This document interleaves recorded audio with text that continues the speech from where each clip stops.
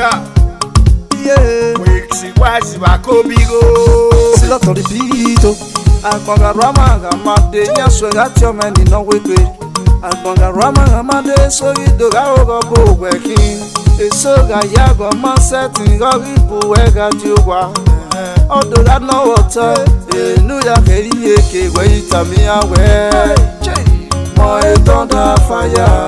Fire ya no man negbe. Moe tonda fire. Ase popo matego mama musea eh. Moe tonda fire. Fire, fire, fire. Moe tonda fire. Aye negbe atoloma. Aye negbe atoloma. Area ya tolo eh. Agatu akogion mami ayo arisia eh yagbon. Ni kama wa vegia debe me ku e na ewe. Adege me ku e na ewe ni tama we no ma ki apan tokbo mo. Tokbo mo salobo aye tonda fire gbe me.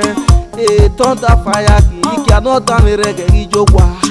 Adamu yo sa wọn popo yo sa regi de ni kama we. Moe tonda fire. Fire ya no man negbe. Moe tonda fire. Ase popo matego mama musea eh. Moe tonda fire. Fire, fire, fire. Moe tonda fire. Chano, we see wise mege no come. Abo arwa gamade. Iyagi wepo no. Amo apupa gamade o. Iya iwapo ajegbeko. Iye no anya mo jabe anya menu ki o yawo. Ko pepe o kwisi wasi mege no come. Ime pa bi kwele ina wi ya dotore wa no titi. Igi sedone akobe na gige bedo. Ara mi ewe mi mena ko bo se ta loju ebi. Moe tonda fire. Fire ya no man negbe. Moe tonda fire. Ase popo matego mama musea eh. Moe tonda fire. Fire, fire, fire. Moe tonda fire. Osame, eme boni rek me. Eme boni rek me. Uwese me dag me. Eleke eri me wa kwe no ya kwe. So mayon rifu ase. Eri o salobo ya we me. Eri o salobo ya we me kinegbe me. Eri kierin aye. Baba ye tonda fire we me. Eri kopima. Oma no si ko salobo a. Ma wai negin akia